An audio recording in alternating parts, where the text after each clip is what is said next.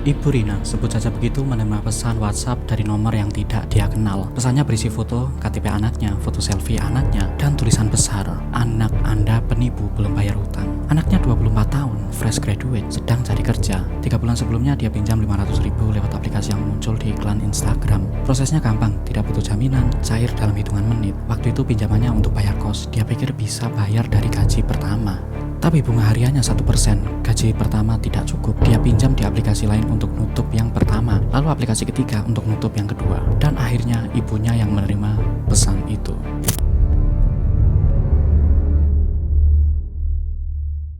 Halo teman-teman, kembali lagi di Kepo Bareng. Di episode lalu kita sudah bongkar bagaimana judol dirancang untuk memastikan kamu kalah. Kalau belum nonton, linknya ada di sini. Dan untuk konten kali ini kita masuk ke sisi lain dari lingkaran yang sama, pinjol ilegal. Kita kepoin bagaimana sistemnya bekerja dari dalam, kenapa begitu susah untuk keluar, dan apa yang benar-benar bisa kamu lakukan. So, kita mulai.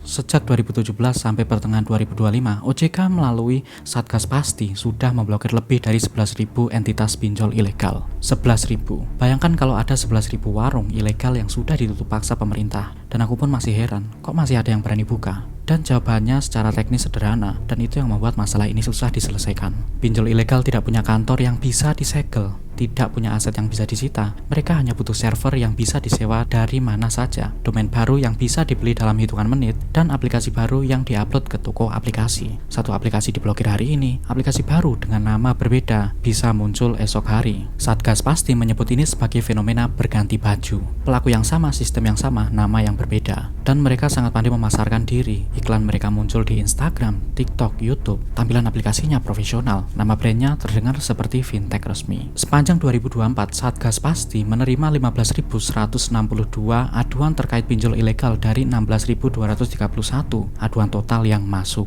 Hampir semua pengaduan yang mereka terima tentang pinjol ilegal. Dan yang lebih mengkhawatirkan, yang melapor hanya sebagian kecil dari yang terdampak. Sisanya diam karena malu.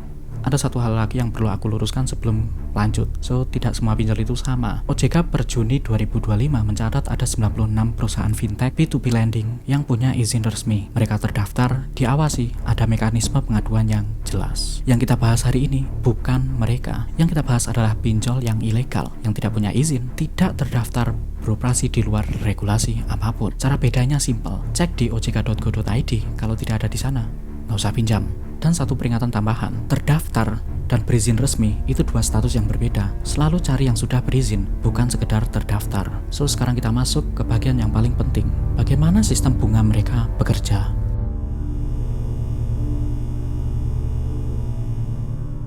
Oke, kita berhitung bareng. Pinjol ilegal biasanya punya bunga harian. Angkanya kelihatan kecil, antara 0,5 sampai 1% per hari. 1% per hari terdengar kecil, tapi 1% per hari itu 30% per bulan dan 365% per tahun. Bank paling mahal sekalipun bunganya sekitar 18-24% per tahun. Pinjol ilegal bisa 365%. So, kita pakai angka konkret, pinjam 500.000, bunga 1% per hari. Hari ke-7 sudah jadi sekitar 535.000. Hari ke-14 sekitar 572.000. Hari ke-30 500.000 dikali 1,01. Pangkat 30. Sekitar 674.000. Masih terasa manageable. Tapi pinjol ilegal tidak punya tenor 30 hari yang bersih. Banyak yang punya tenor 7 hari dengan denda keterlambatan terpisah. Belum lagi ada biaya admin yang dipotong di depan. Pinjam 500.000 yang cair cuma 350.000. Yang harus dikembalikan tetap dihitung dari 500.000 plus bunga. So, kamu pinjam 500.000, kamu nerima 350.000. Kamu harus bayar 700.000 dalam 7 hari. Kalau tidak bayar, bunga dan denda terus berjalan. Ini bukan bunga yang mahal, ini struktur yang secara matematis memang dirancang agar sangat sulit dilunasi. Lalu ada modus yang semakin umum yang perlu kamu tahu. Namanya gali lubang tutup lubang. Korban tidak bisa bayar pinjol pertama, untuk menghentikan teror, mereka pinjam di pinjol kedua. Hutang pertama lunas, tapi kini ada hutang kedua yang lebih besar. Tidak bisa bayar pinjol kedua, pinjam di pinjol ketiga, dan seterusnya. Sebut saja Nina, nama disamarkan. Seorang ibu di Jakarta mengungkapkan kepada Kompas, anaknya pinjam dari berbagai aplikasi sampai total hutang mencapai 1,8 miliar rupiah. Beliau mengatakan, hingga sekarang saya masih trauma ketika ingat bagaimana saya memohon-mohon pinjam uang ke mana-mana. Data OJK menunjukkan kelompok usia 26-35 tahun adalah yang paling banyak mengadu ke Satgas Pasti. 6.348 dari 15.162 aduan tahun 2024. Usia produktif, usia yang harusnya sedang membangun. Ini bagian yang paling penting kamu pahami. Waktu kamu install aplikasi pinjol ilegal, hampir pasti ada izin yang diminta akses ke kontak HP, galeri foto, kamera, dan lokasi. Aplikasi keuangan legal tidak butuh akses kontak, tidak ada alasan teknis yang legitimate untuk itu. Tapi pinjol ilegal minta akses kontak bukan untuk proses pinjaman, untuk senjata. Saat kamu setujui izin itu, mereka download seluruh daftar kontakmu ke server mereka, semua nama dan nomor yang ada di HP kamu. Kalau kamu telat bayar, mereka tidak hanya teror kamu, mereka menghubungi kontak-kontakmu, orang tuamu, saudara, teman kerja, atasan, siapapun. Pesannya kurang lebih namamu adalah penipu, hutang tidak mau dibayar. So, beberapa kasus, foto KTP dan foto selfie korban disebarkan ke grup WhatsApp keluarga. Itu bukan debt collector, itu teror psikologis yang terstruktur, yang tujuannya satu hal, membuat korban mati kutu. Karena rasa malu adalah senjata paling ampuh untuk memaksa orang membayar, bahkan dengan cara apapun. Ada satu hal lagi yang sering tidak diketahui korban. Teror seperti ini sudah masuk ranah pidana. Penyebaran data pribadi tanpa izin, termasuk foto, KTP, dan data kontak, melanggar UU ITE dan UU Perlindungan Data Pribadi. OJK menyediakan saluran pengaduan di kontak 157.ojk.go.id dan nomor di 157. Satgas Pasti juga bisa dihubungi melalui waspadainvestasi.ojk.go.id. AFPI punya kode etik yang mengatur bahwa debt collector tidak boleh menghubungi pihak ketiga, harus berkomunikasi sopan dan hanya boleh menghubungi antara pukul 8 sampai 20. Hak-hak itu ada, tapi informasinya tidak tersebar cukup luas.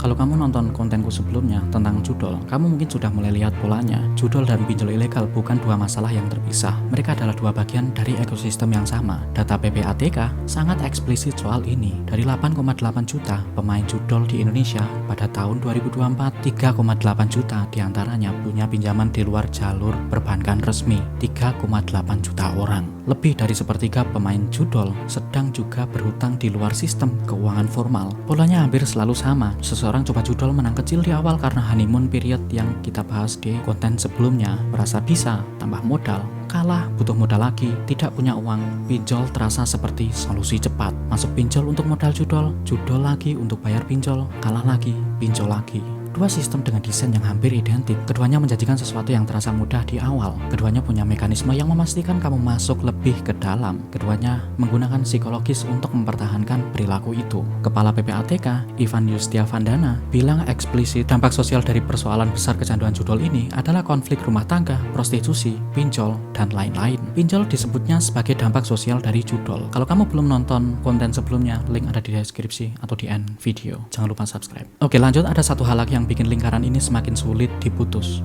Algoritma. Platform pinjol ilegal menggunakan data perilaku pengguna untuk menargetkan orang yang sedang dalam kondisi finansial tertekan. Iklan pinjol muncul paling sering kepada orang yang baru saja membuka aplikasi judol atau mencari konten soal butuh uang cepat. Ini bukan kebetulan, ini targeting. Di satu sisi, orang yang paling rentan adalah orang yang paling mudah dijangkau penawaran yang terdengar seperti solusi cepat. Di sisi lain, solusi cepat itu adalah yang akan memperburuk kondisi mereka. Ini bukan kegagalan individu, ini dua sistem yang bekerja secara sinergis untuk mengeksploitasi kerentanan yang sama.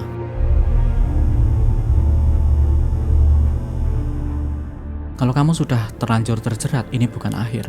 Ada langkah konkret yang bisa diambil. Pertama, jangan langsung bayar sebagai respon terhadap teror. Satu, pembayaran seringkali tidak menghentikan teror, malah mengkonfirmasi bahwa teror itu bekerja. Kedua, laporkan OJK di nomor 157 atau kontak 157.ojk.go.id.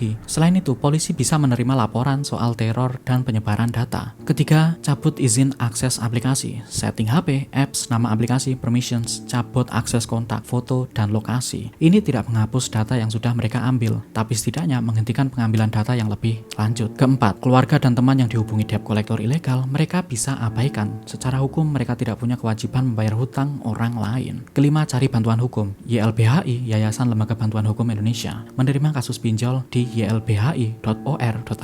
Dan kalau kamu belum terjerat, ini cara terbaik untuk tidak masuk. Satu aturan sederhana, cek di ojk.go.id sebelum install aplikasi pinjaman apapun. Cari yang sudah berizin, bukan sekedar yang terdaftar. Hindari aplikasi yang minta akses kontak HP, tidak ada alasan sah untuk itu. Lalu perhatikan struktur bunganya. Kalau bunga per hari, lari. Pinjol legal di Indonesia sudah diatur OJK untuk tidak boleh melebihi 0,4% per hari. Dan ini yang paling penting, kalau kamu sedang dalam kondisi keuangan yang tertekan, pinjol bukan solusi. Pinjol adalah akselerator masalah. Ada sumber yang lebih aman, seperti koperasi simpan pinjam berbadan hukum, program KUR dari bank pemerintah untuk pelaku usaha.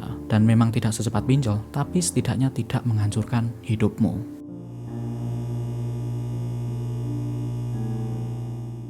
Jadi teman-teman, kita mulai hari ini dengan pesan WhatsApp yang diterima Ibu Rina. Dan sepanjang episode ini, kita sudah melihat kenapa pesan itu bisa terjadi bukan karena anaknya bodoh atau tidak bertanggung jawab, tapi karena ada sistem yang dirancang untuk menciptakan situasi persis seperti itu. 11.000 entitas diblokir dan terus muncul bunga yang matematis mustahil dilunasi, akses kontak yang dipakai sebagai senjata teror, dan hubungan erat dengan ekosistem judol yang sudah kita bedah di episode sebelumnya. Dua episode, dua sisi dari lingkaran yang sama. Dan ada satu hal lagi yang ingin aku sampaikan, kalau ada orang yang di hidupmu yang sedang terjerat pinjol atau judol, tolong jangan langsung menghakimi. Ini bukan tentang karakter mereka, ini tentang sistem yang sangat pandai mengeksploitasi momen ketika seseorang sedang rentan. Yang mereka butuhkan bukan ceramah, yang mereka butuhkan adalah seseorang yang bisa bantu melihat bahwa ada jalan keluar. Kalau kamu butuh bantuan hukum, YLBHI. Kalau kamu mau adukan pinjol ilegal di OJK 157, kalau kamu butuh seseorang untuk bicara, Intuntelek Indonesia atau hotline 119XD8. Jadi sekian episode 6 dari Kepo Bareng. Jangan lupa subscribe, dan selanjutnya kita kepoin apa lagi ya?